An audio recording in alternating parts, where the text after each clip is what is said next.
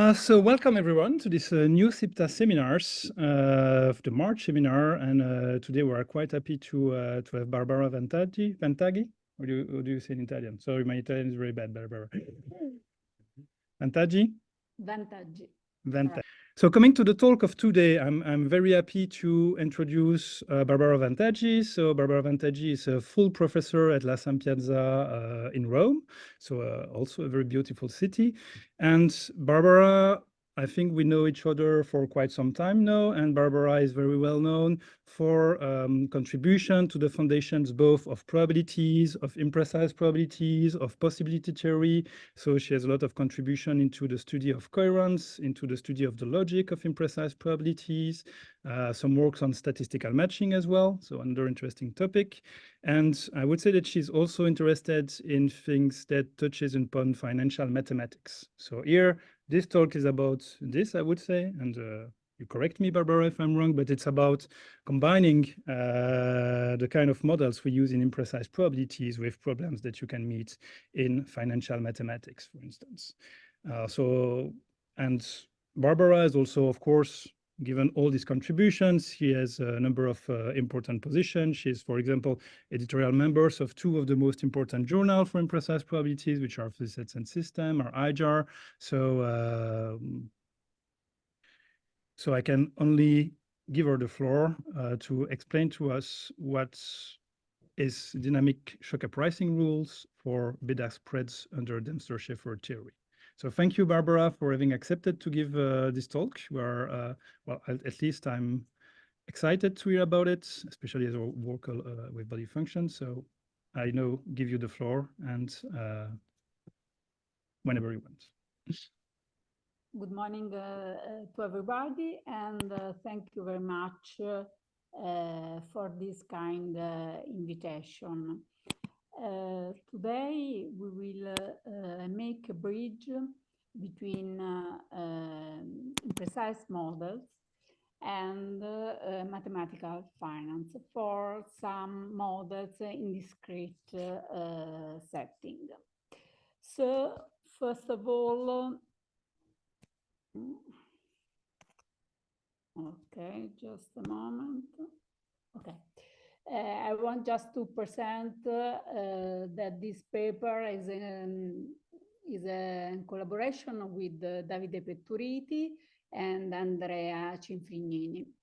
But I want to recall some people working, co-authors working on imprecise probabilities that are very known in this community, and some other co-authors working essentially on probability foundations, on statistics, and by using also some numerical methods in order to face computational problems and to make some machine learning techniques. So the motivation of this talk, as I said, aforementioned briefly, is essentially related to the link between imprecise probability community and financial models. So I looking to start dealing with uncertainty. And I will start with a very famous example where I have an arm with partially specified composition. So I know the proportion of green balls, but I don't know the proportion of yellow and orange balls. So I can, from this information that is partial, why is partial? Because I know just a partial composition. I don't know exactly the exact composition of the urn. So if I guess about the probability of drawing a green ball, I know that is 1/4. On the other hand, I don't know the probability of drawing a yellow ball or an orange ball. So these two probabilities are not known, and I cannot manage the information through a unique probability measure. But I can consider a set of probabilities over the composition of this zone. So this distribution on green, yellow, and orange balls can be described through a parameter theta, that describes exactly the proportion of yellow balls. So from this set of distribution, I can generate a convex set of probability measures, such that the probability of a green ball to drawing a green ball is fixed, is 1/4. On the other hand, the probability of drawing a yellow ball can vary on this interval, as well as the probability of drawing an orange ball.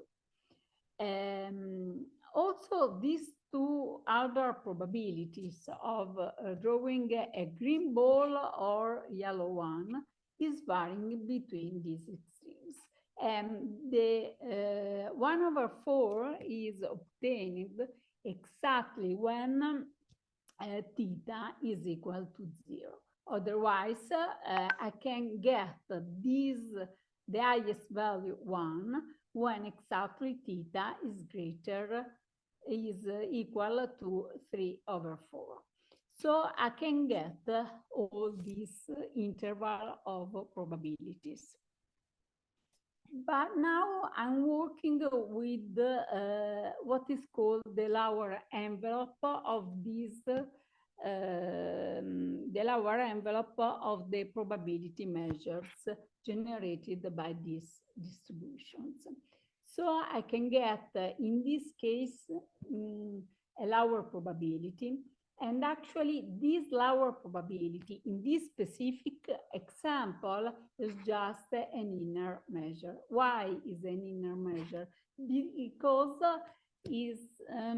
I can see the starting probability, like on the event, drawing from a green ball and drawing a not green ball. So I have a partition with two events. And I can see this lower probability also as an enlargement of this probability to a thinner partition that generated from the drawing a green ball, a yellow one, and an orange one. So this is an inner measure. So it has more specific properties than just a lower probability. Actually, a coherent lower probability is not neither an inner measure nor a two-monotone capacity. We recall that a two-monotone capacity satisfies these two properties that says essentially that is a normalized capacity, and this property that characterizes two-monotone capacity. And this property must hold for all events of the algebra, where is defined the mapping. So now the problem that is posed in literature is that how to approximate a lower probability when it's not two monotone capacity by means of two monotone capacity. So I recall some very important papers based on outer approximation, essentially given by Miranda, Montes, and Vichig in different papers. And there is also another approach based on inner approximation. What is the difference? Our probability defines a core, a core that is composed by the probability measures dominating the lower probabilities. Choosing an outer approximation, it means that I extend the core in order to look for a two-monotone capacity. On the other hand, choosing an inner approximation, it means that I'm looking for restricting the core, the set of probability measures, in order to find a two-monotone capacity dominating the given lower probability.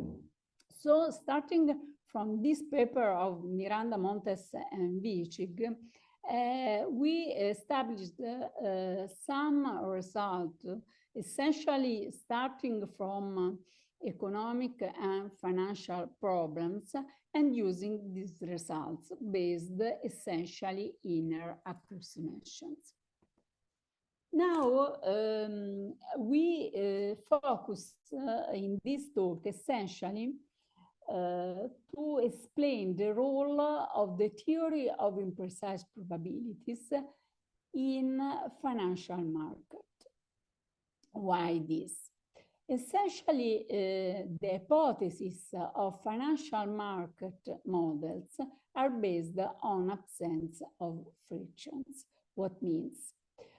That there are no taxes or transaction costs.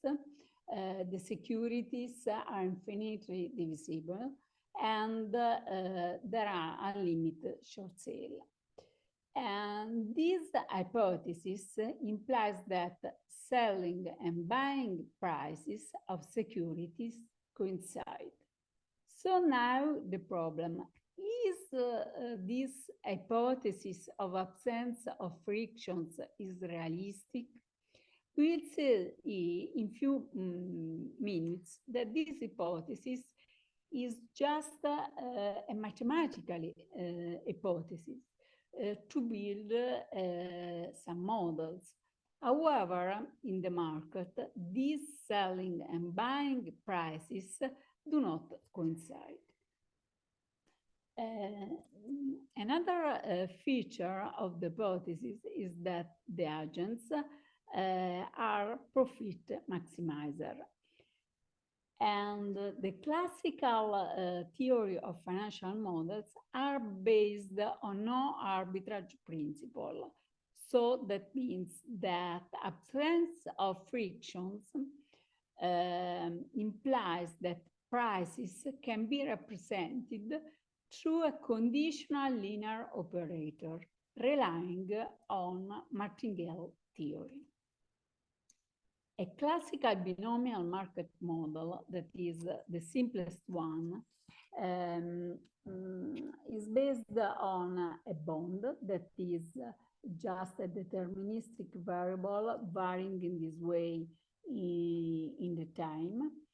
And there is a random variable, a stock, that varying and it can assume just two possible future values. This is a risky asset stock. Assuming no arbitrage condition to hold, we'll see that some constraint on the parameters of models should be imposed. Which are the probabilistic assumptions?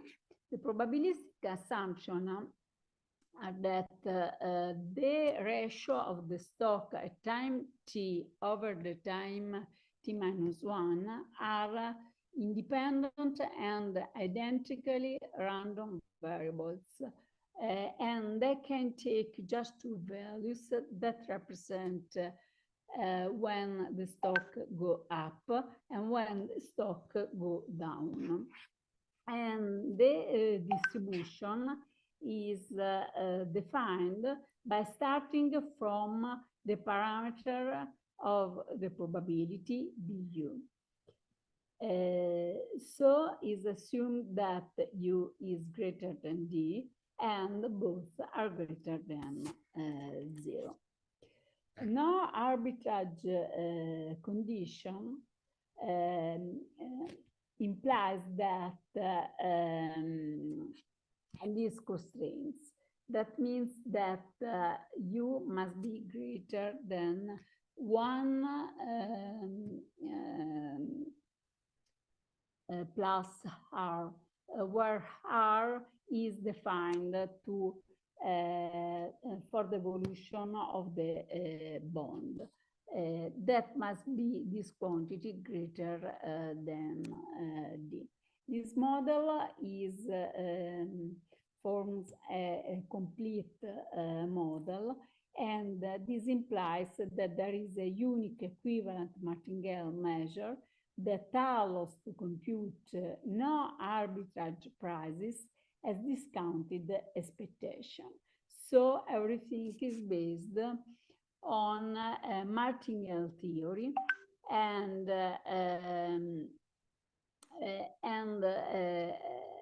all the expectation of the prices at time n+1 based on the information at time n is built.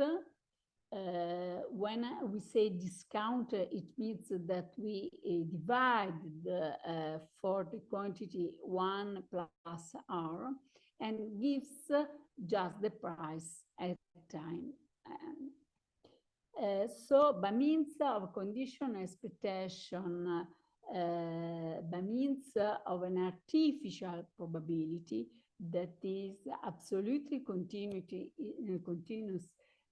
by means with respect to real world probability measure, we have that we can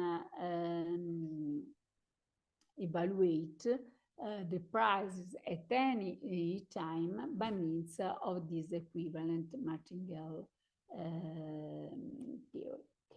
Real markets, however, show the presence of frictions, and these frictions we will see in the form that we'll assume. But what we can say about this process, the evolution of the stock under probability P, the probability of P represents the probability of agents, and establish that this process is Markovian and time homogeneous.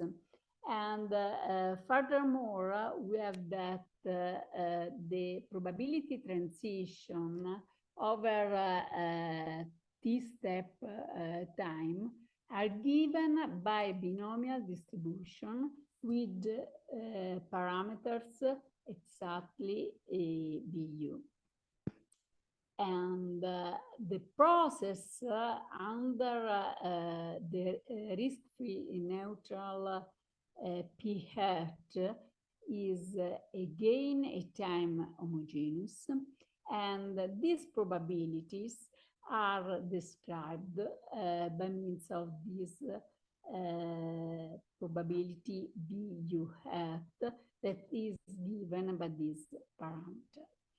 And what we showed just before is that the discounted process, that means the prices divided by the prices at time n divided by 1 plus R power n under this probability measure that is a martingale, and so satisfies exactly this condition. So the dynamic pricing rule for European derivative, what is a European derivative, can be seen just as a function of the stock over time, and the payoff of this contract at maturity, at the time big T, is just a function of the stock at maturity. And this function phi is just the contract function. So we have a filtered space payoff at maturity, and the price to any time n before big T is given just by this formula through the martingale theory. So we pass from the evolution of the price of the payoff of the contract to the discounting.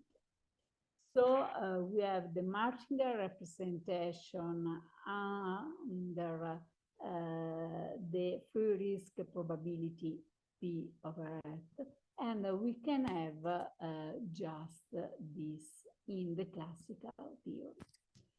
But what is the connection with imprecise probabilities? Actually, in the market, you can go just on Yahoo Finance, and you can see that the price, the bid and ask price, the bid price coincides with the highest price that a buyer is willing to pay, and the ask price is the lowest price that the seller is willing to accept. These two prices do not coincide. So what means that I cannot price this contract just by a unique price, the price that comes out from the martingale theory. So our goal is to formulate a multi-period pricing problem in Dempster-Shafer theory so as to model bid-ask prices. What is the existing literature on bid-ask pricing? There is a long literature, and the first papers are based on approaches based on probability theory. Other approaches, these in the second list, are essentially based on Choquet theory.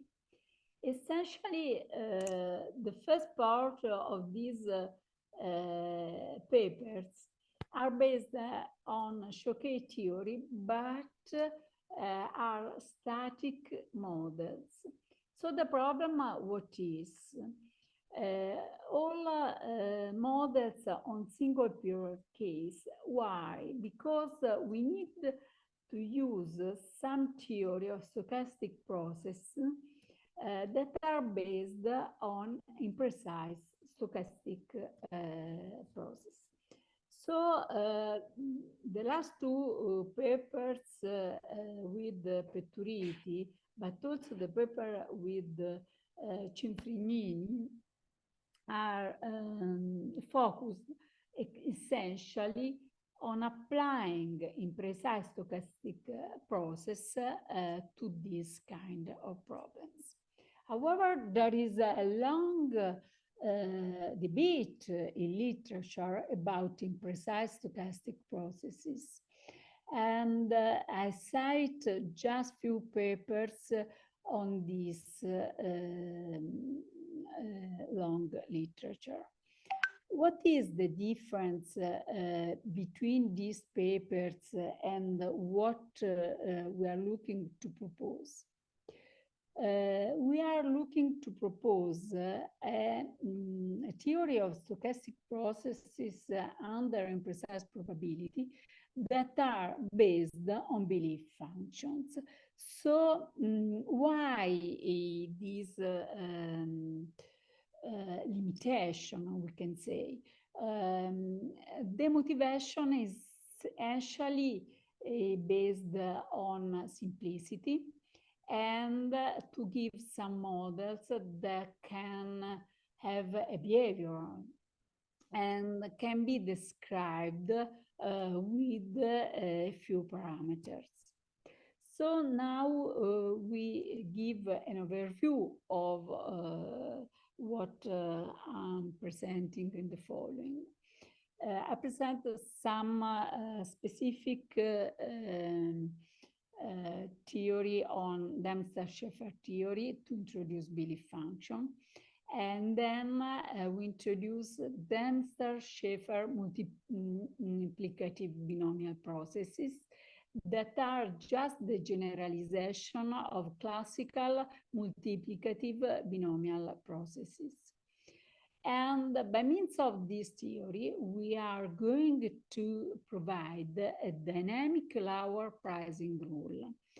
And by means of these setting and theories, we are able to make some calibration of the prices on the market and to apply this theory. So just to recall some preliminaries on Dempster-Shafer theory, we recall that a belief function is a normalized capacity such that satisfy just these properties, that is just n monotonicity for every n. And we recall that belief functions are the immediate generalization of probability measures, such that belief functions are related also to the inner approximation, inner measures. Why to work with belief function?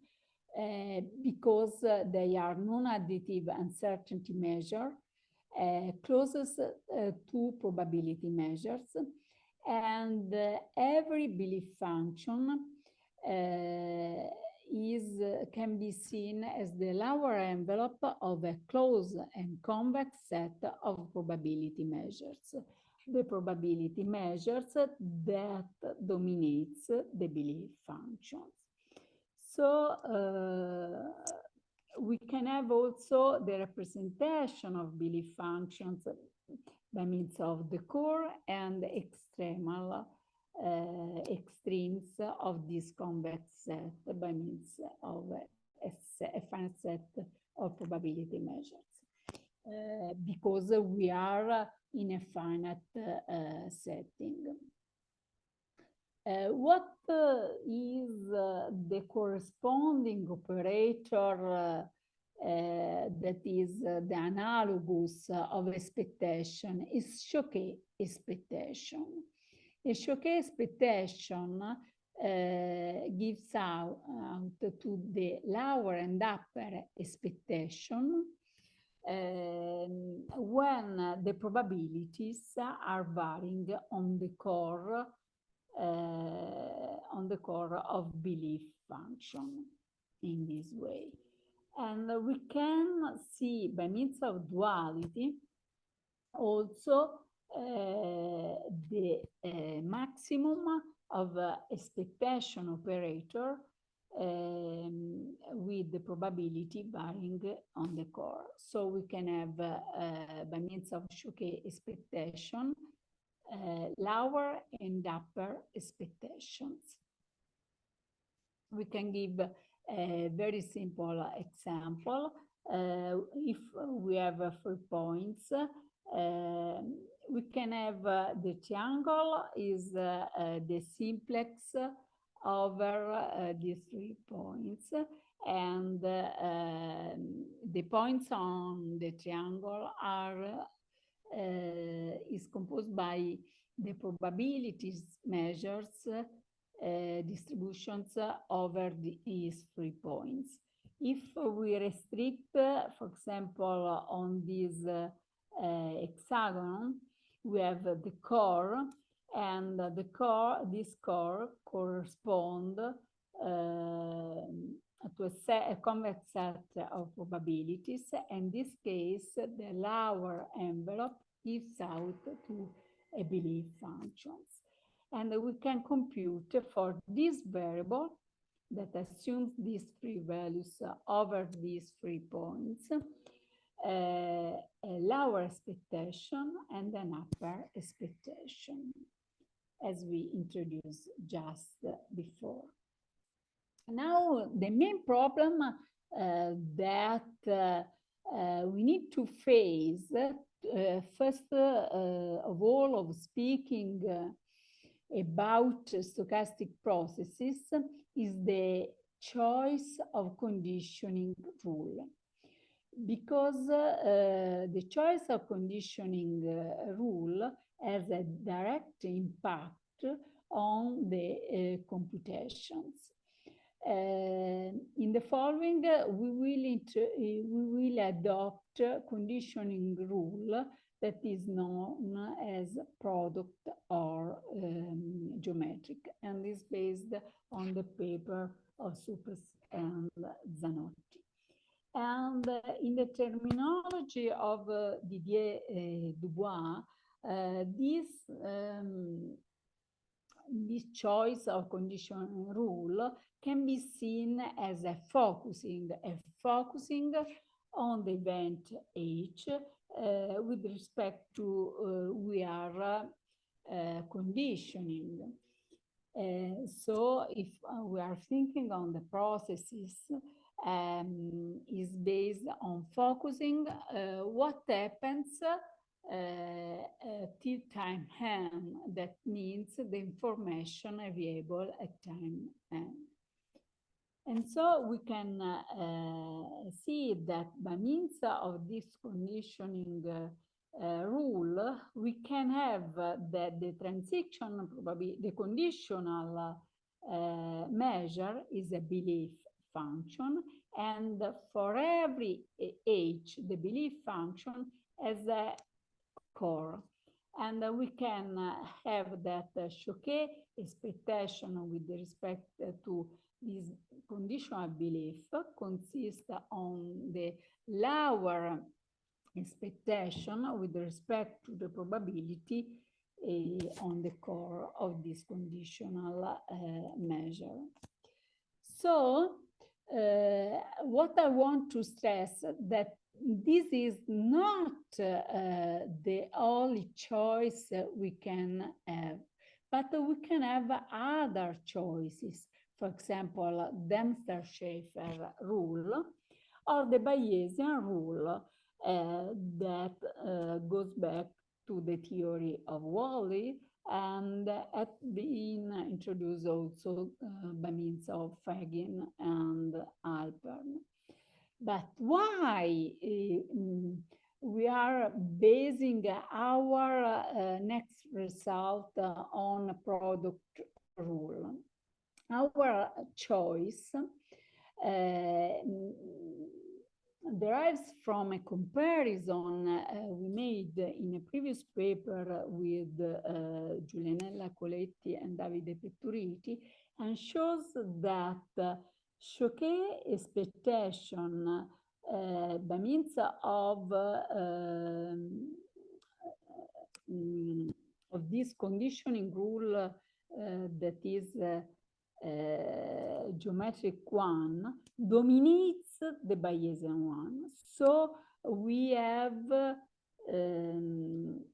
a reduction of dilation effect with respect to the Bayesian conditioning. However, there is no real dominance relation between geometric product rule and Dempster-Shafer rule. So now we are introducing the Dempster-Shafer multiplicative binomial process. So we consider a discrete time finite horizon process, and as we have seen before, we have the same setting like in the probability that the stock over time between two times evolves in this way.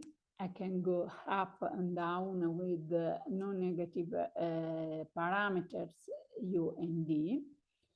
And but what is changing, that is, in the binomial tree, instead of having a probability, I will have a belief function. Which kind of belief? Now I need to define the transition belief function. So we need to define the transition belief. So what we are requiring to this multiplicative binomial process is a Markovian property that essentially means that the future depends just on the present. It does not depend on the past. And time homogeneity properties, that means that do not change over time the process. It depends just on the length of the step we are making. These conditions are studied essentially, are taken on the literature of imprecise probabilities properties. What is the difference with what we are proposing? The difference is that we will see how we define the transition belief functions. And what is the first issue is essentially that the Chapman-Kolmogorov equation do not hold in generally for non-additive transition measure. And we have that one step Markovianity and time homogeneity properties generally do not imply a global one. So we need to characterize these transition belief functions. And the easiest model we are proposing is that it's simple characterization that is based on two parameters, BU and BD. BU and BD in the classical probabilistic model, they sum up to 1. In this model, they do not sum up necessarily to 1, but the sum is less or equal to 1.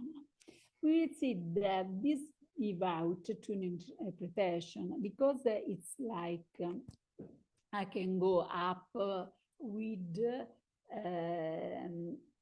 a belief of degree equal to BU. I can go down with the degree of belief BD. And since the sum is not 1, I have some sort of ambiguity.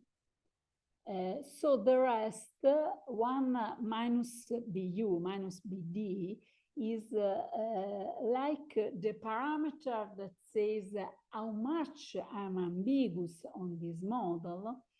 And so the quantity where I don't know if I go up and down. So the transition probability we are defined is just a generalization of the classical binomial model. You can recognize that this part, the transition over time t, this part is just that of binomial model when BU and BD have sum up to 1. So what is the difference? The difference is just this part. In particular, I want to stress the parameter of ambiguity, what I called the parameter of ambiguity, the blue one, because is that gives out how much is the ambiguity in the phenomenon.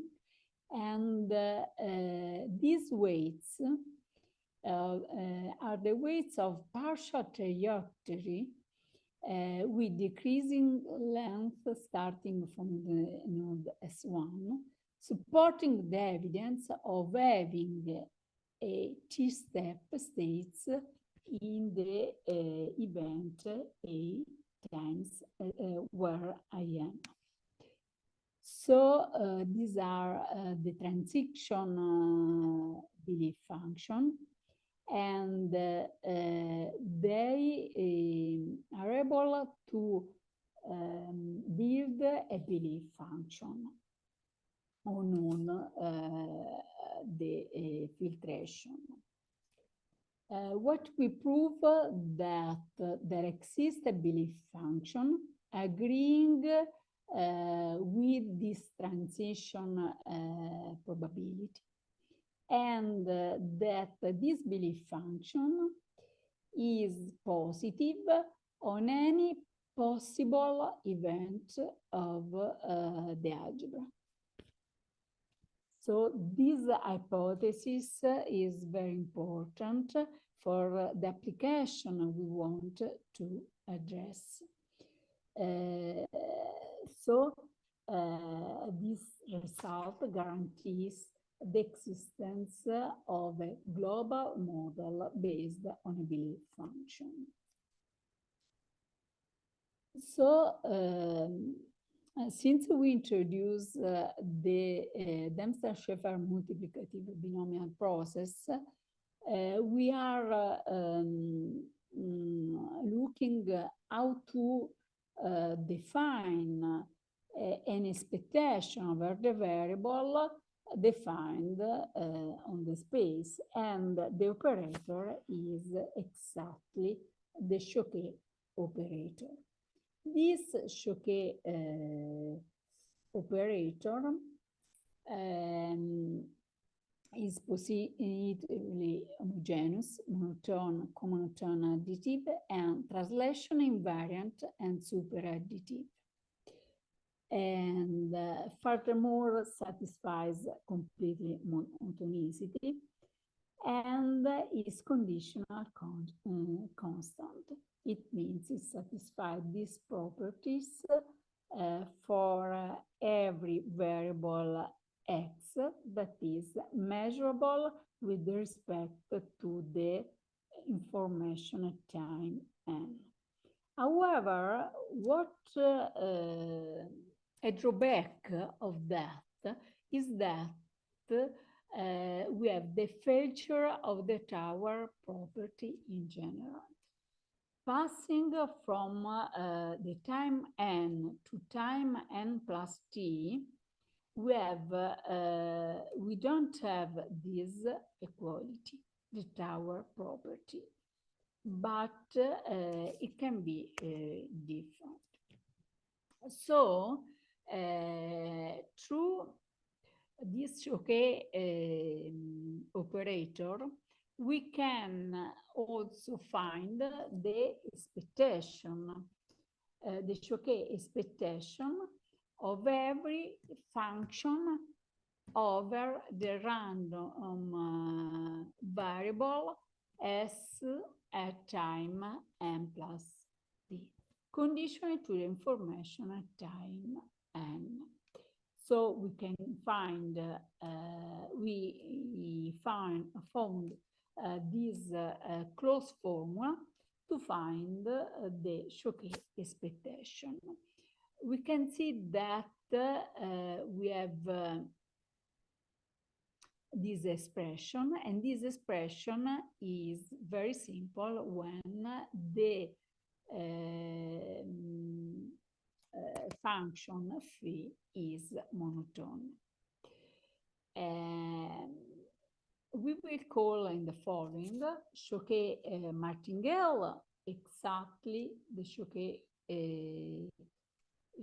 martingale when the quality holds, and Choquet super sub martingale when we have these inequalities.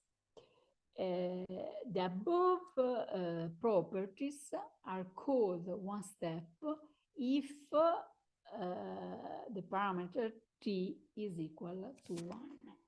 So if we pass from the variable at time n to the variable at time n plus 1.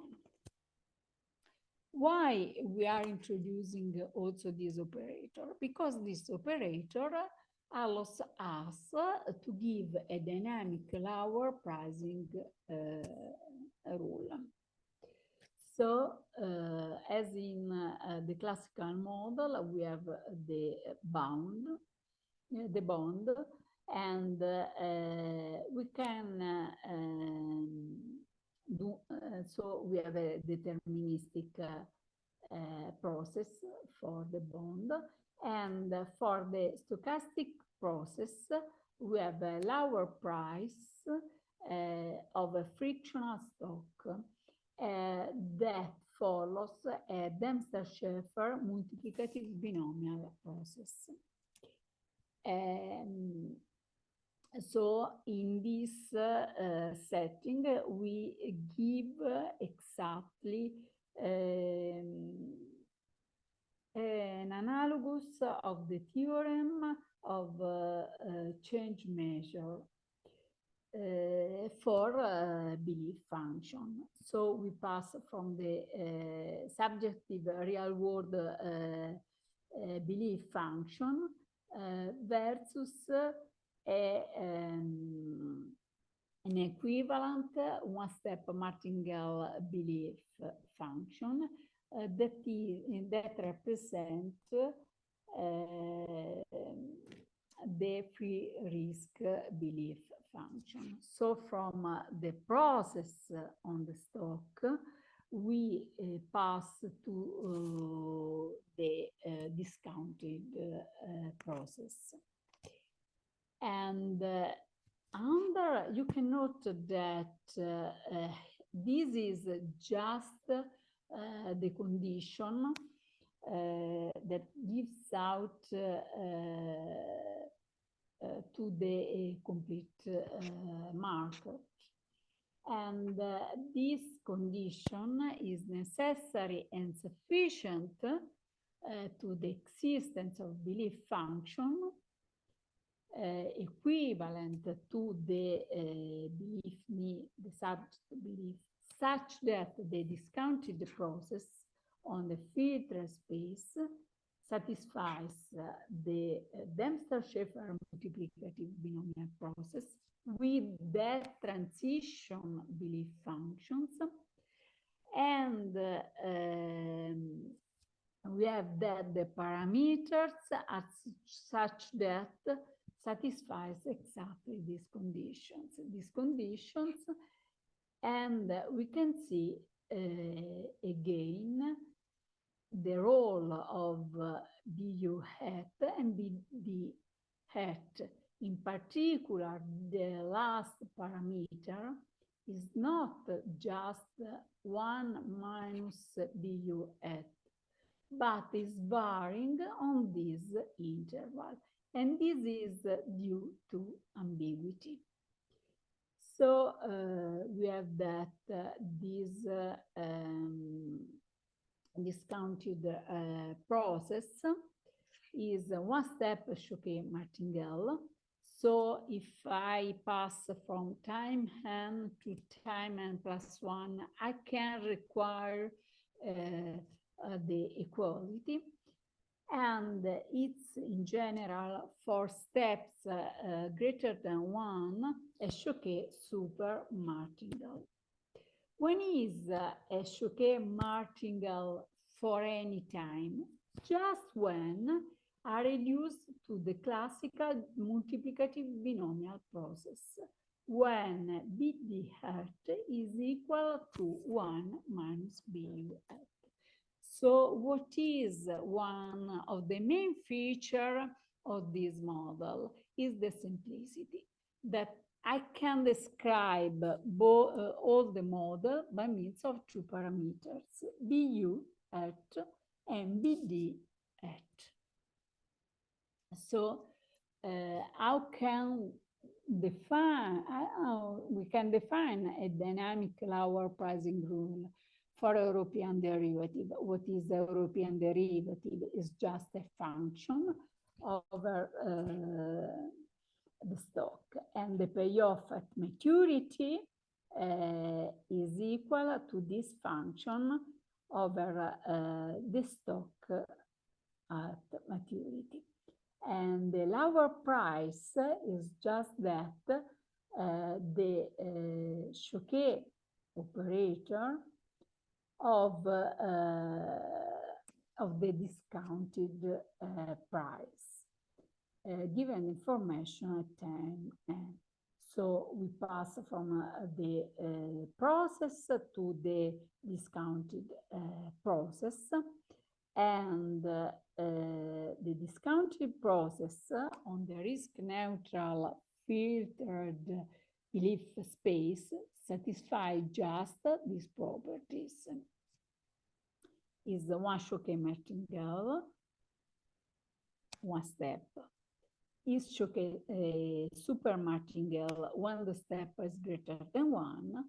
And is Choquet martingale for any time when I reduce to the classical binomial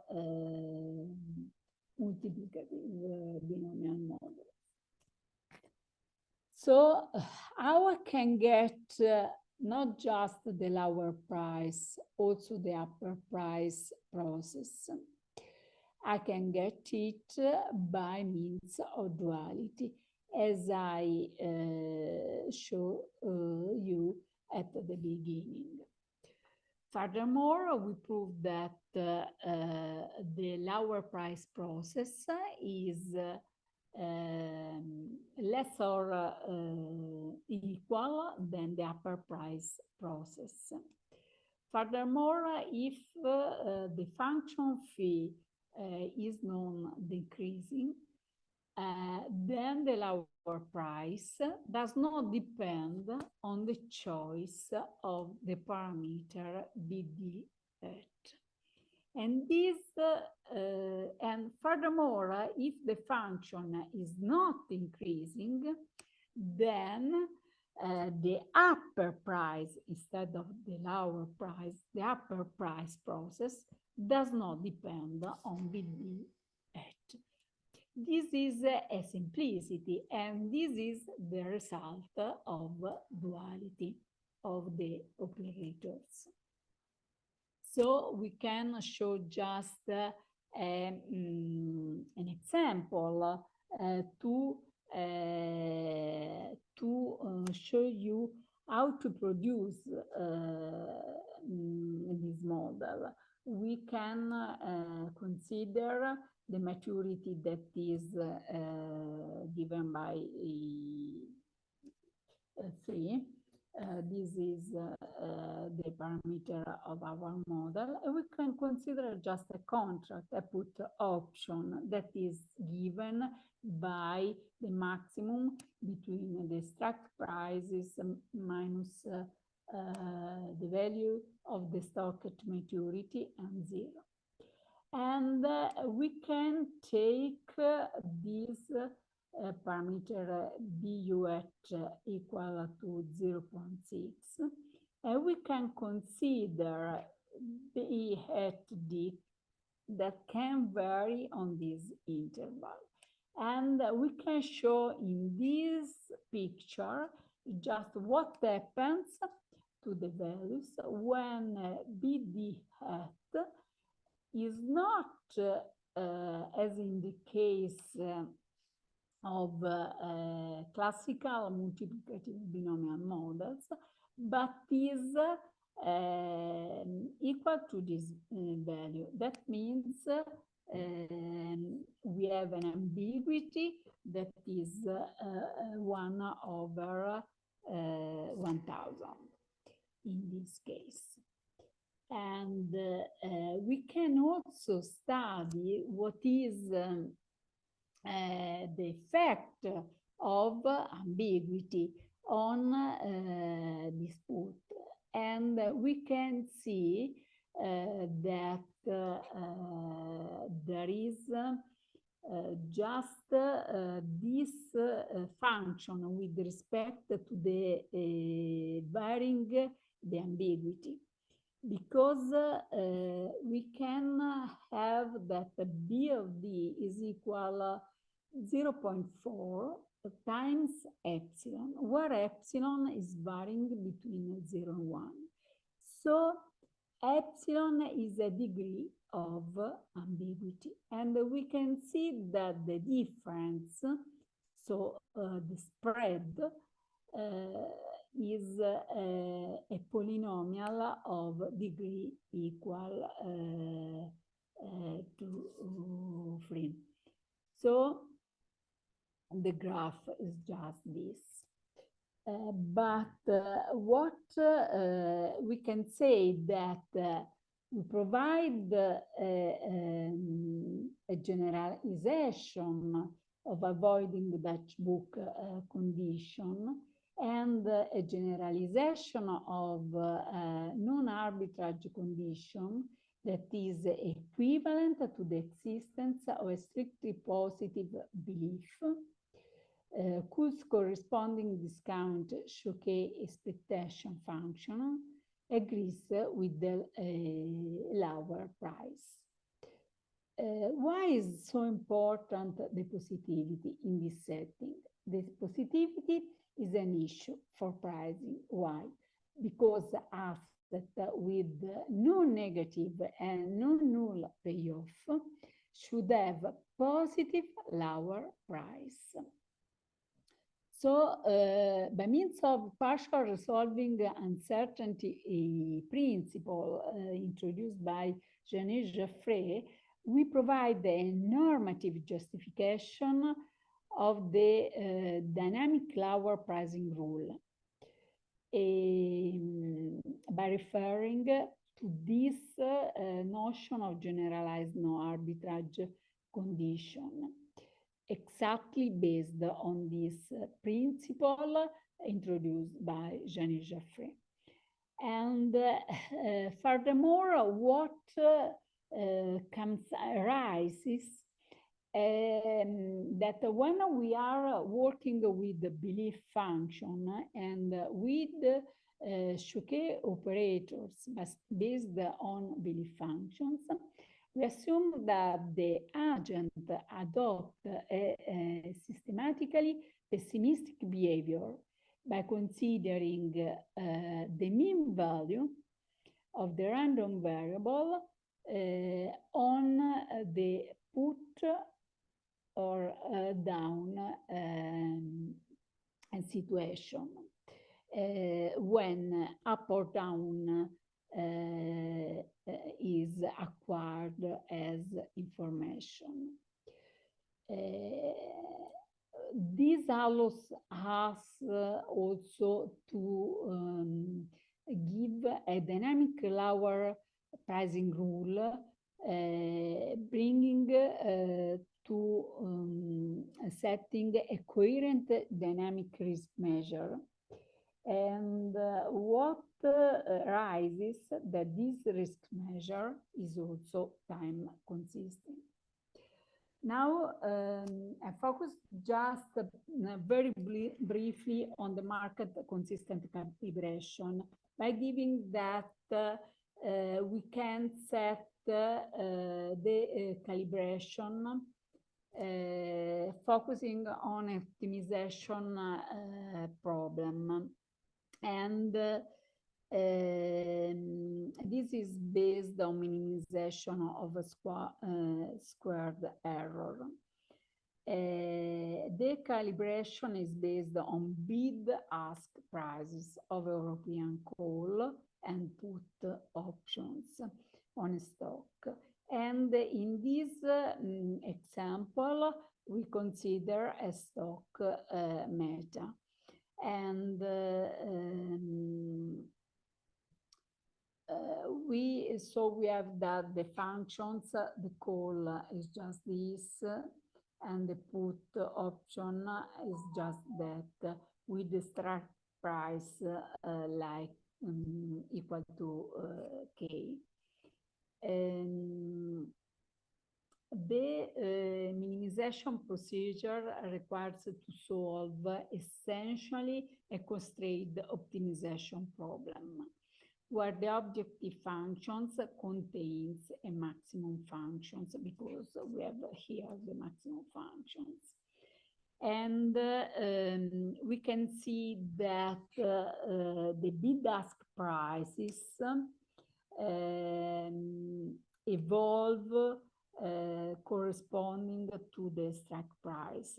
What is the difference between the call on the left and the put on the right? That increasing the strike prices, in the case of the call, the bid and ask prices are decreasing.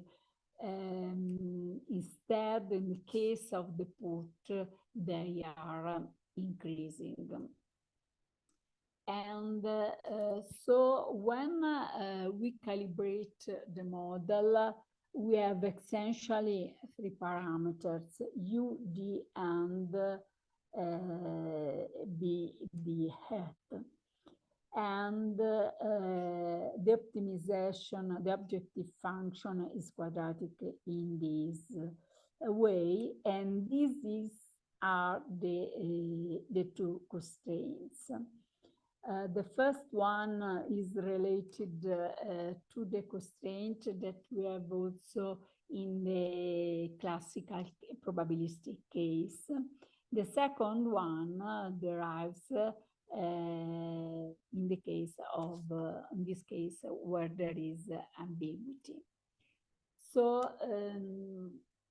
how is problematic this optimization problem? As I aforementioned, in the objective functions, there are maximum functions.